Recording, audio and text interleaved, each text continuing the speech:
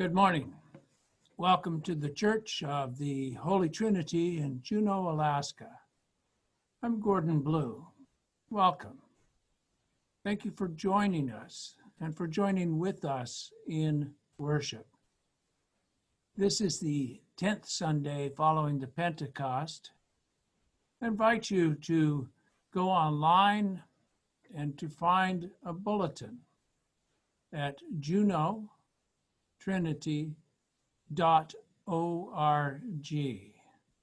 And then you will be able to follow along with the morning prayer and to join in the responses and to help to make our prayers complete. Today, we begin to examine a question.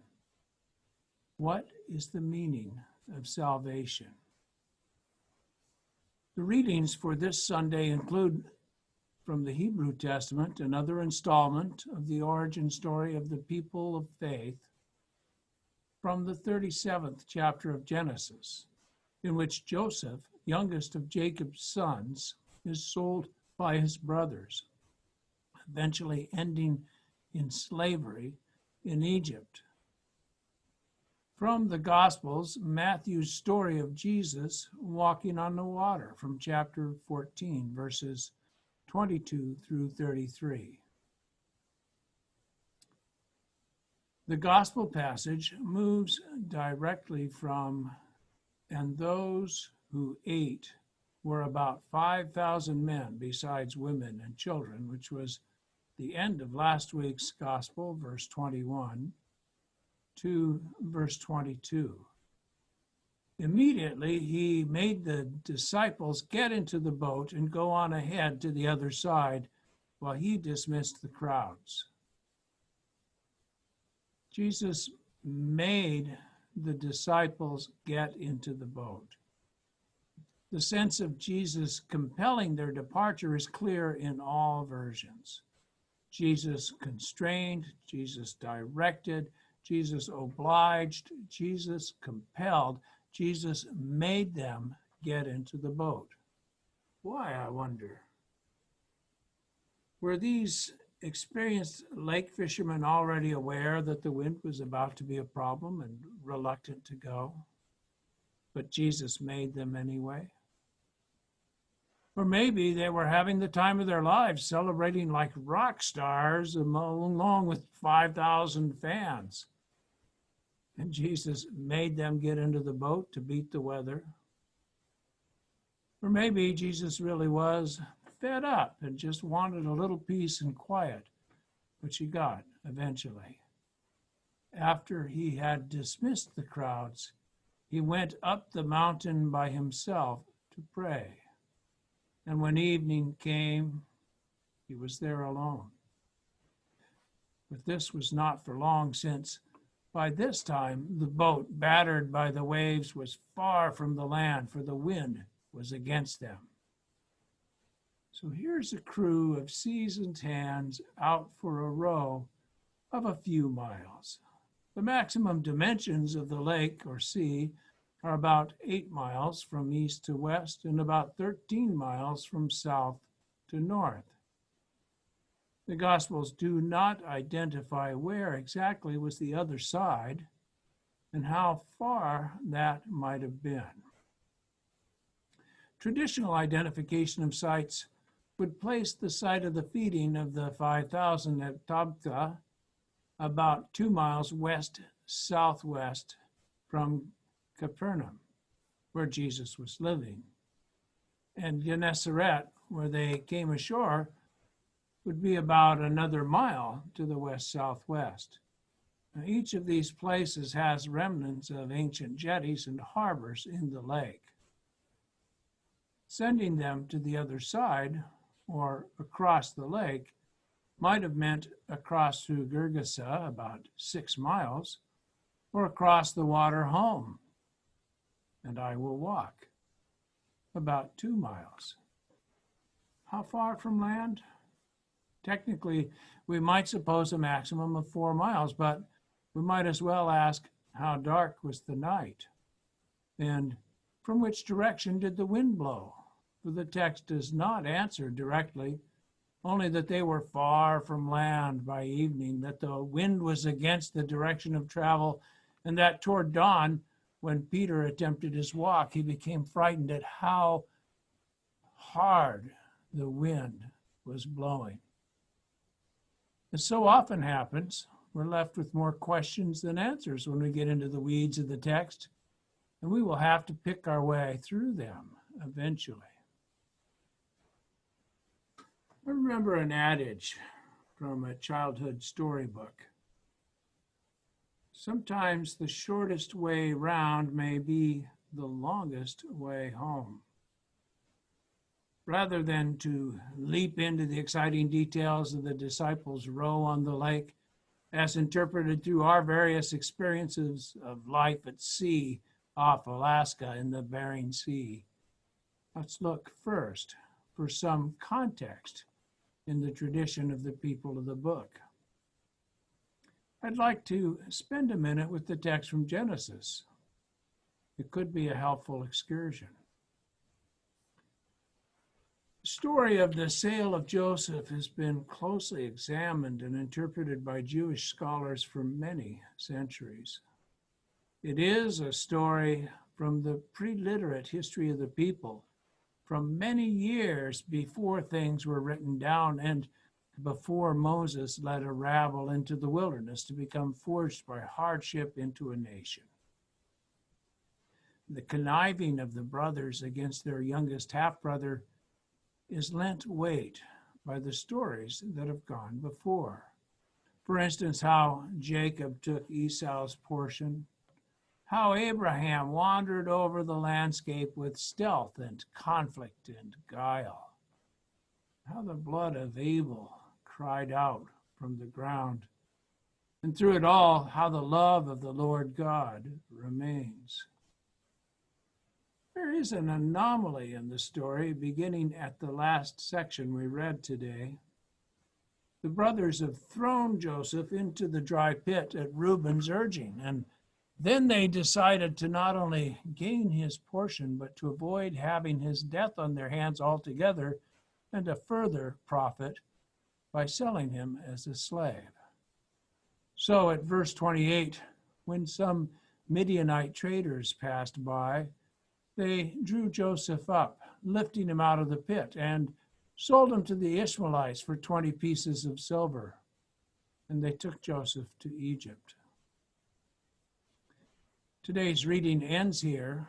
However, if we continue ahead to verse 36, the Midianites sold Joseph in Egypt to Potiphar, one of the Pharaoh's officials, the captain of the guard.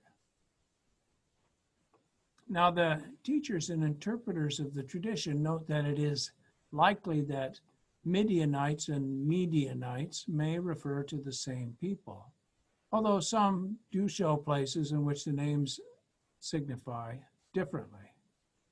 But most agree that those are people, and those people are different people from the Ishmaelites. And in all interpretations, it is agreed that Potiphar, an Egyptian, is distinct from all of the others. So, who is to blame Joseph, or to blame for Joseph becoming a slave? Potiphar, the Egyptian who purchased him for that purpose? The Midianites who sold him to Potiphar? The Ishmaelites who bought him from the pit and transported him? The Midianite traders who drew him up from the pit as they passed by? Now, through the centuries, several explanations have been proposed about how to resolve the difficulties of identification, though none has completely won over.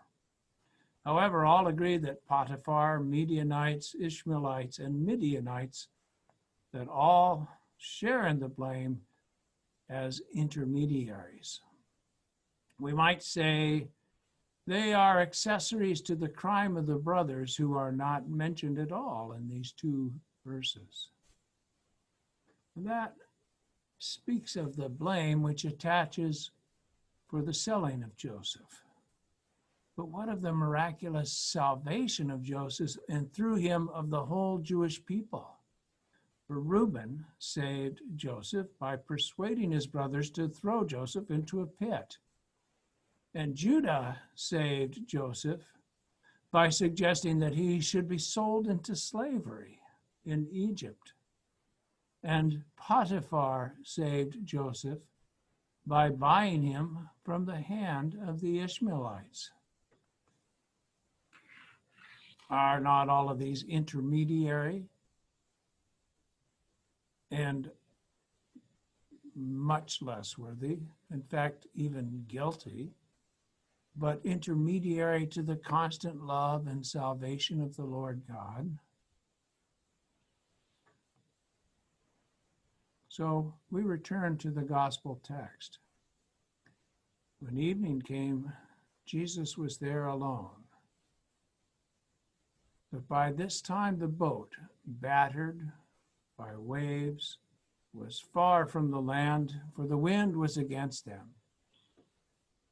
And early in the morning he came walking toward them on the sea.